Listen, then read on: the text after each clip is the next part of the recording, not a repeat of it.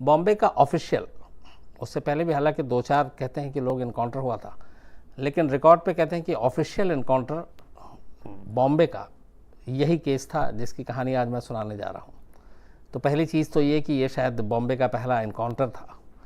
दूसरी ये कि कहानी जुड़ी हुई है कहीं ना कहीं बॉम्बे के पहले अंडरवर्ल्ड डॉन से भी।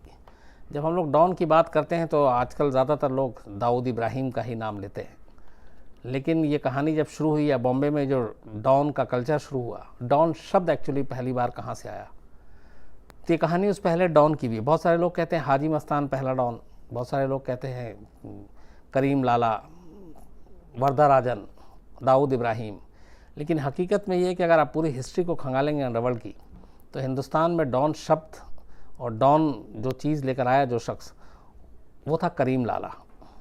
करीम लाला शेर खान के नाम से भी मशहूर, पहले शेर खान ही था नाम, बाद में करीम लाला नाम पड़ा। करीम लाला को कहते हैं कि मुंबई का पहला डॉन था, बल्कि हिंदुस्तान का पहला डॉन, जबकि करीम लाला या शेर खान का हिंदुस्तान से कोई लेना देना नहीं था। ये अफ़गानिस्तान में पैदा हुआ शेर खान, और अफ़गानिस्तान में कहते हैं कि एक वहाँ के शाही परिवार में पैदा हुआ, बहुत ही अमीर घराने से पैदा हुआ। लेकिन 1940 के आसपास पाकिस्तान के पेशावर होते हुए, चूँकि उस वक्त पाकिस्तान था नहीं, हिंदुस्तान एक ही था, तो पेशावर के रास्ते शेर खान मुंबई पहुंचता है कारोबार के लिए, और कारोबार करना चाहता है, लेकिन उसकी नज़र ये थी कि कम वक्त में वो ज़्यादा से ज़्यादा पैसे कमा सके।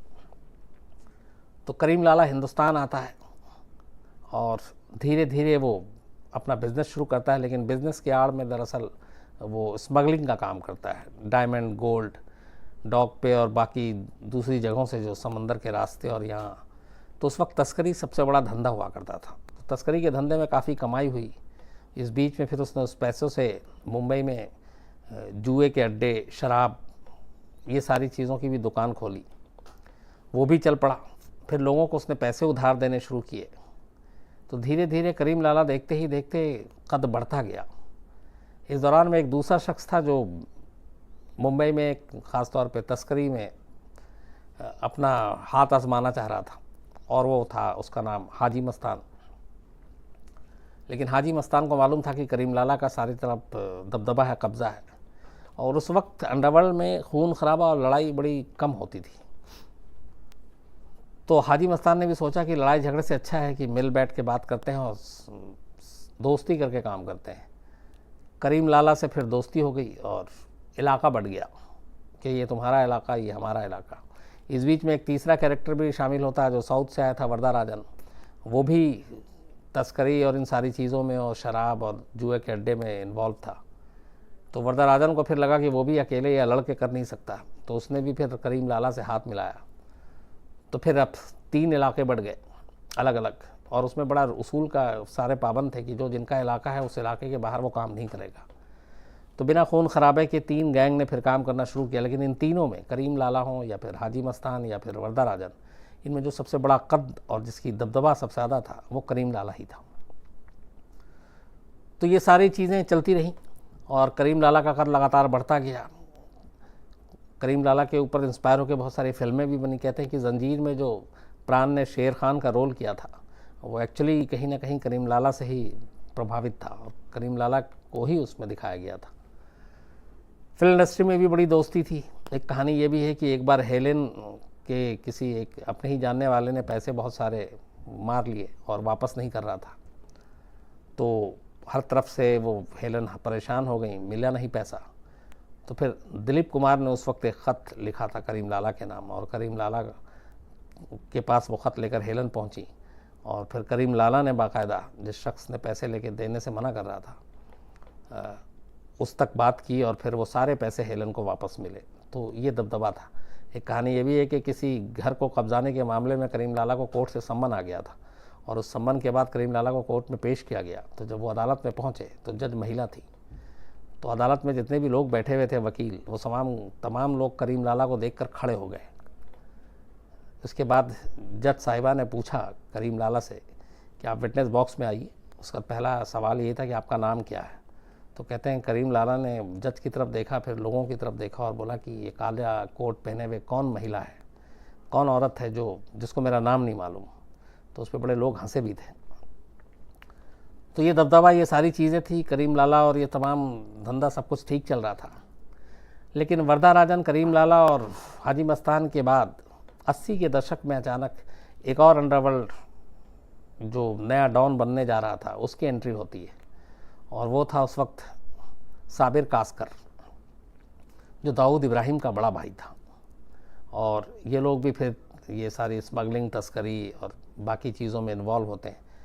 लेकिन 80 के दशक में वक्त बदल चुका था, और इससे पहले के जो डॉन आपस में समझौता करके एरिया बांट के काम करते थे, खून खराबे से बचते थे, तो कास्कर और दाऊद इब्राहिम ये लोग उस रास्ते पे नहीं थे। इनका ये था कि दूसरे गैंग को उससे आगे निकलना है तो उनसे लड़कर निकलना है।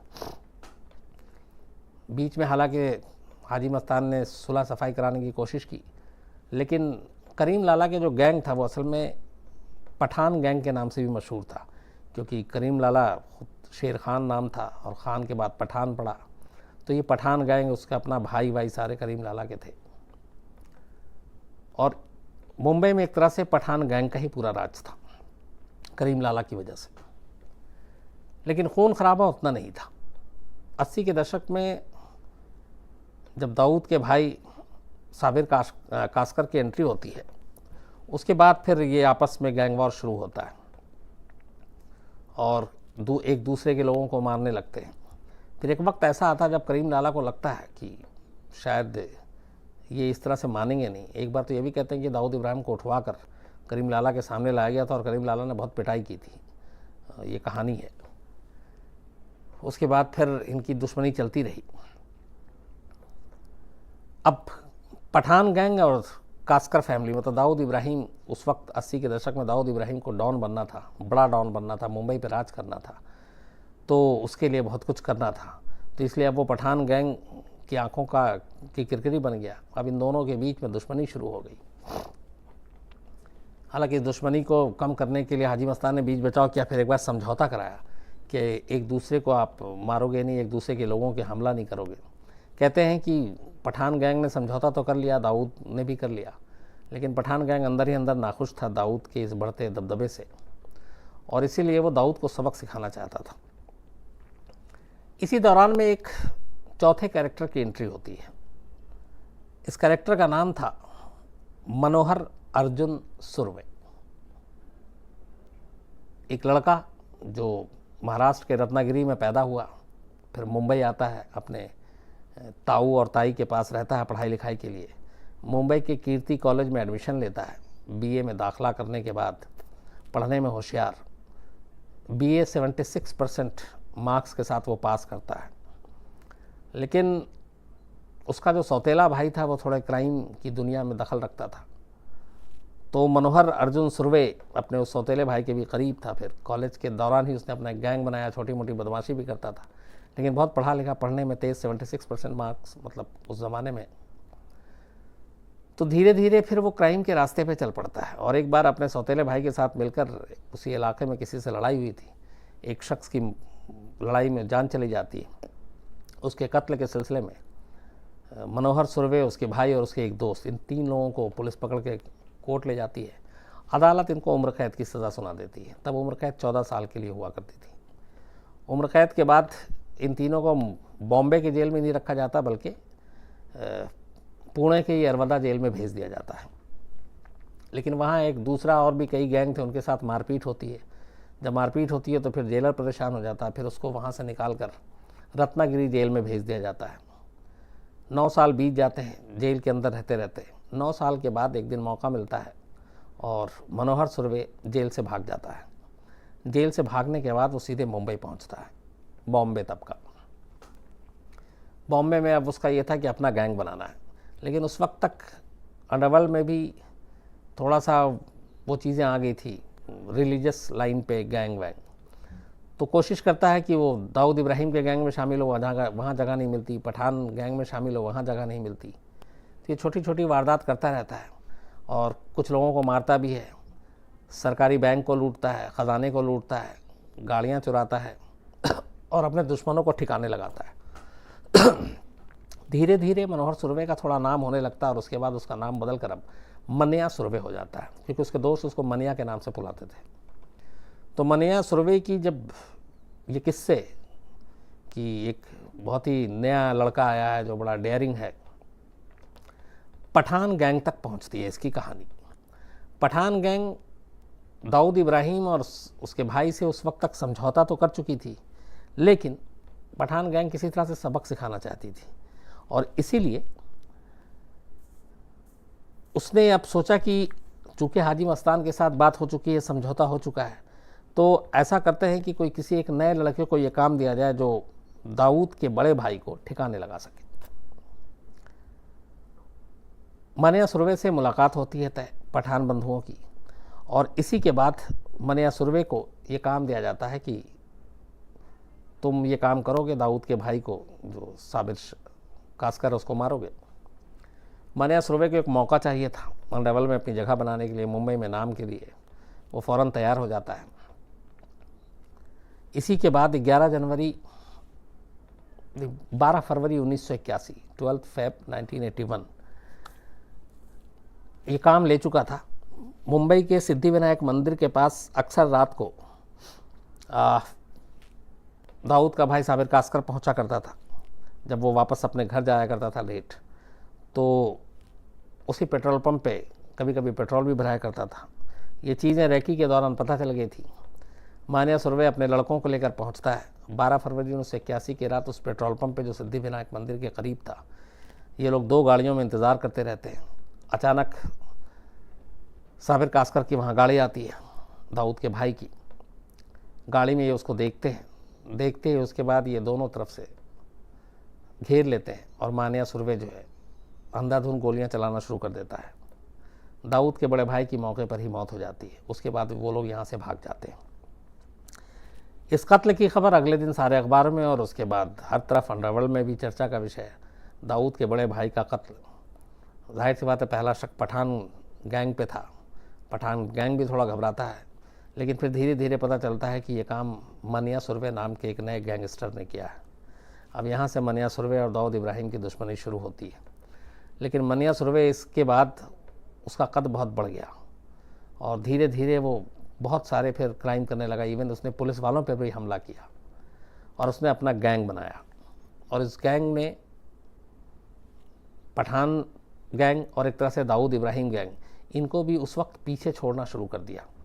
अब इसको लेके इन दोनों गैंग में भी बेचैनी हो गई कि एक नया आया है और जिसकी वजह से हमारी ज़मीन खिसकती जा रही है। और मनिया सुरवे का क्राइम लगातार बढ़ता जा रहा था, यहाँ तक कि बॉम्बे पुलिस भी उस वक्त परेशान हो गई। पहले ही वो 80 से लेकर 84 तक पठान, बल्कि 84 नहीं 80 और 81 के दौरान में पठान गैंग और दाऊद इब्राहिम गैंग के बीच में होने वाले खून खराबे से मुंबई पुलिस परेशान थी। दोनों को वार्निंग भी दिया गया। अब उधर मनिया सुरवे भी एंट्री ले लेता है, तो बॉम्बे पुलिस के लिए अब 3 तरफ से परेशानी थी। और इन्हीं सब चीज़ों को देखते हुए बॉम्बे पुलिस ने फिर ये फैसला किया था कि अब बहुत हुआ, इस गैंग को रोकने के लिए कुछ कड़े कदम उठाए जाएंगे। उन्होंने बाकायदा इन गैंग को सबको मैसेज भी भिजवाया गया। और फिर हुआ कि पहला जो इसको रोका जाए वो है मनिया सुरवे। तो मनिया सुरवे को ठिकाने लगाने के लिए एक स्पेशल टीम बनाई गई और इस टीम को लीड किया था इसाक बागवान करके एक वहाँ पे उस वक्त अफसर थे क्राइम ब्रांच में। और ये हुआ कि हल यही है कि इसका इनकाउंटर किया जाए। इसके बाद धीरे धीरे करके मनिया सुरवे के एक लोगों को जो उसके गैंग के थे पकड़ा गया, उठाया गया, कुछ को मारा गया। लेकिन मनिया सुरवे का सुराग नहीं मिल रहा था। वो लगातार अपने जैसे से साथी पकड़े जाते, वो अपना जगह बदलता जाता। बीच में वो मुंबई छोड़कर भाग गया, फिर वापस आया, फिर अलग अलग ठिकानों पे जगहों पे रहने लगा। और ख़तरनाक इतना था कि अगर वो उसे पता चल जाता कि कोई हमला कर रहा है या पुलिस वाले हैं, तो वो गोली चलाने से भी नहीं सकता।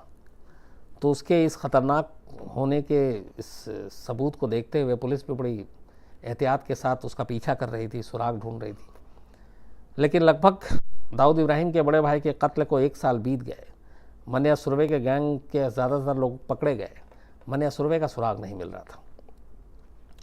इसी बीच में तारीख आती है एक 11 जनवरी 1982। बड़े भाई की मौत के बाद दाऊद इब्राहिम का अब एक ही मकसद था और वो ये था कि अपने बड़े भाई की मौत का बदला लेना, और उसे पुख्ता सबूत मिल चुका था कि ये काम मनिया सुरभे ने किया, काम कराया पठान गैंग ने। तो पठान गैंग के बहुत सारे लोगों के साथ दाऊद इब्राहिम की मुठभेड़ हुई। कहते हैं दर्जन से ज़्यादा लोग मारे गए। एक एक करके दाऊद उन सबको निपटाता गया।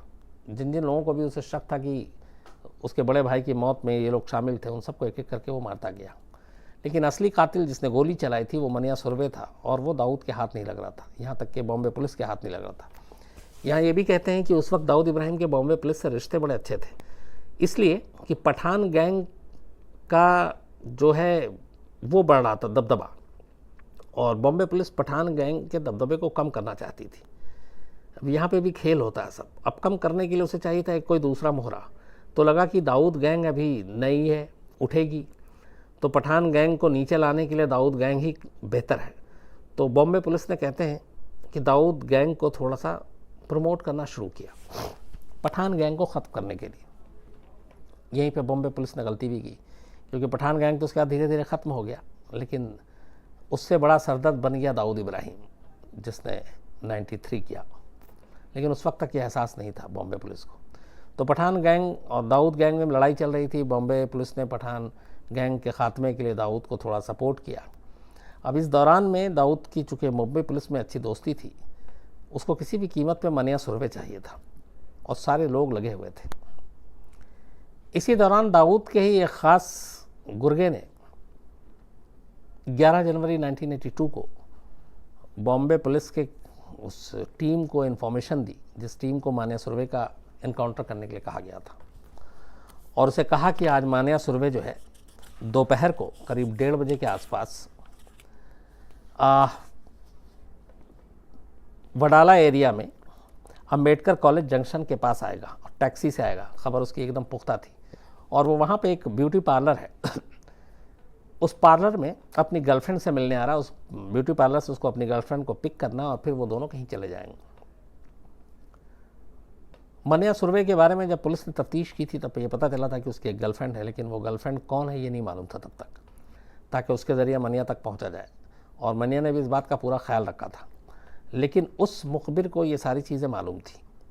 तो 11 जनवरी 1982 को उस मुखबिर ने पुख्ता जानकारी दी कि आज ये वडाला इलाके में अंबेडकर कॉलेज जंक्शन के पास टैक्सी से आएगा, 1:30 से 2 के बीच में आएगा, और अपनी गर्लफ्रेंड को लेकर जाएगा। खबर सुनते ही पूरी क्राइम ब्रांच की टीम जो है 3 टीमों में, जिसमें 18 लोग शामिल थे, 18 अफसर हथियार से लैस होकर अंबेडकर कॉलेज जंक्शन के चारों तरफ फैल जाते हैं और वक्त का इंतज़ार करते हैं। ठीक करीब 1:30 बजे के आसपास एक टैक्सी से मनिया सुरभे उतरता है। चूँकि उसकी तस्वीर और ऑलरेडी वो जेल में रहा था, कोर्ट में पेशी हुई, पुलिस ने गिरफ्तार किया था, तो मनिया सुरभे को देख के ही पहचान जाते हैं। लेकिन तब तक मनिया सुरभे भी इन सादी वर्दी में मौजूद पुलिस वालों को देखकर समझ जाता है कि ये पुलिस वाले हैं और उसी के लिए आए। कहते हैं इसी के बाद वो फटाक सा अपना रिवॉल्वर निकालता है, लेकिन इससे पहले कि वो गोली चलाता, इसाक और उनके एक साथी पहले से जो तैयार थे, वो सीधे मनिया सुरभे का निशाना लेते हैं और गोली दाग देते हैं। 5 गोली उसके सीने पे मारी जाती है, 1 गोली उसके गर्दन पे लगी थी। मनिया सुरभे वहीं पे ढेर हो जाता है। उसके बाद उसे उठाते हैं, लेकिन वो तब तक मरा नहीं था। फिर उसको पुलिस की गाड़ी में डाला जाता है, और वहाँ से एक सवाई या कोई एक हॉस्पिटल है जो मुश्किल से 10 से 12 मिनट की दूरी पे है, तो उसको 10 से 12 मिनट में उस हॉस्पिटल में पहुँच जाना चाहिए था। लेकिन गाड़ी में डालने के बाद और गाड़ी वहाँ से जब चली, 30 मिनट तक वो गाड़ी हॉस्पिटल नहीं पहुँचती है, बल्कि वो गाड़ी बहुत ही स्लो और सड़क पे ही घूमती रहती है। वो कहते हैं इसके पीछे यही वजह थी कि मनिया सुरभे की तब सांसें चल रही थी इतनी गोली खाने के बाद भी, और पुलिस की टीम नहीं चाहती थी कि मनिया सुरभे जब हॉस्पिटल में पहुँचे तो वो ज़िंदा हो और डॉक्टर उसका इलाज करें और वो ठीक हो जाए। तो पुलिस चाहती थी कि जब ये आखिरी सांस ले चुका हो तब इसको हॉस्पिटल ले जाएंगे, और इसीलिए जो 10-12 मिनट का सफ़र था, जो 10-12 मिनट की दूरी पे हॉस्पिटल था, वहाँ तक पहुँचने में पुलिस को उस वक्त 30 मिनट लगे।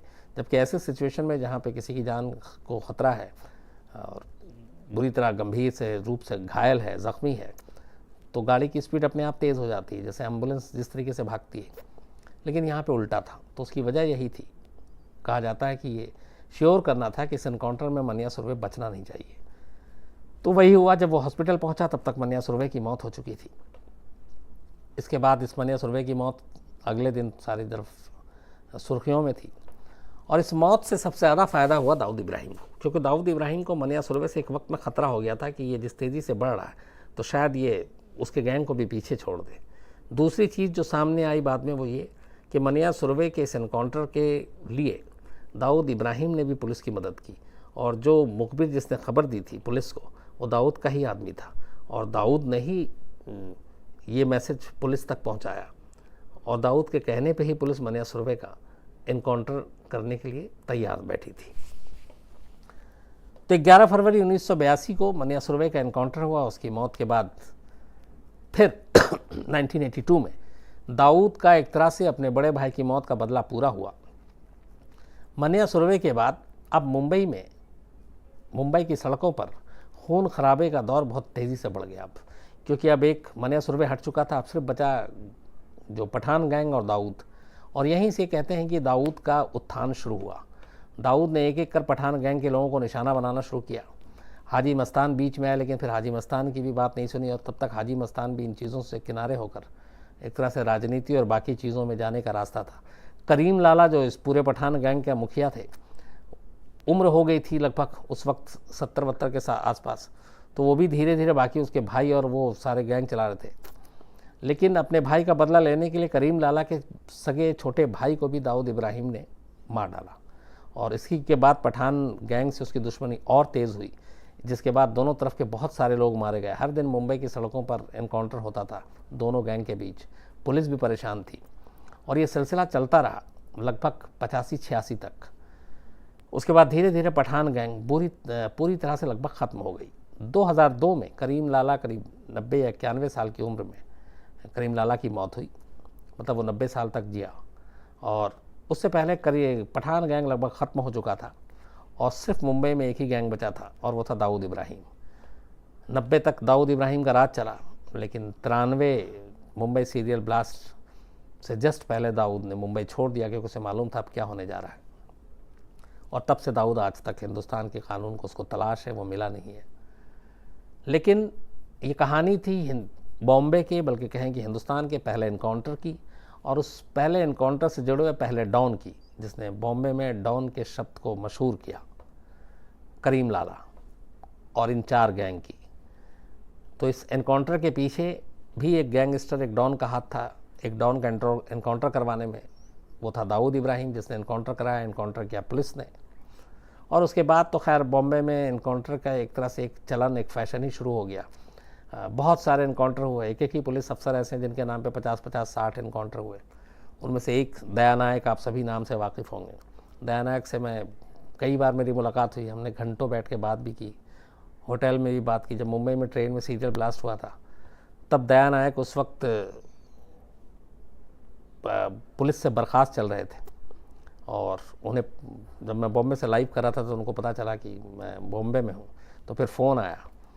फिर वो सुबह 6 बजे होटल पहुँच गए, और हम 6 बजे से लेकर 9-10 बजे तक सारी इन्हीं एनकाउंटर और ये सारी चीज़ों पे बात कर रहे थे। तो दया नायक से बात करने का एक अलग एक्सपीरियंस था कि कैसे एक जो एनकाउंटर स्पेशलिस्ट होता है उसके दिमाग में क्या चलता है, कैसे। हालांकि दया नायक के ऊपर बहुत सारे इल्ज़ाम लगे कि अंडरवर्ल्ड से दोस्ती है, दाऊद से दोस्ती है, दाऊद के इशारे पे एनकाउंटर करता है, बहुत सारी चीज़ें थी। लेकिन बाद में कोर्ट ने फिर खैर बरी भी किया इन इल्ज़ामों से। लेकिन उसके बाद मुंबई में ये मन्या सुरभि के मौत के बाद, मन्या सुरभि के एनकाउंटर के बाद बॉम्बे में जो एनकाउंटर का एक चलन शुरू हुआ, एक दौर ऐसा था कि बड़े से बड़े क्रिमिनल भी घबराने लगे, क्योंकि एक पूरी टीम ही, एक स्पेशलिस्ट टीम बना दी गई थी जो सिर्फ एनकाउंटर करती थी। और धीरे धीरे खैर फिर मुंबई की सड़कों से खून खराबा, गैंग वॉर, ये सारी चीज़ें ख़त्म हुई, और अब तो ज़माना बदल गया है। अब गैंगस्टर और क्रिमिनल भी अब चाकू और तमंचा लेके सड़क पर नहीं घूमते हैं, वो दूसरे तरीके से क्राइम करते हैं। तो ये थी कहानी बॉम्बे के पहले एनकाउंटर की, मन्या सुरभि की। उम्मीद है आप सब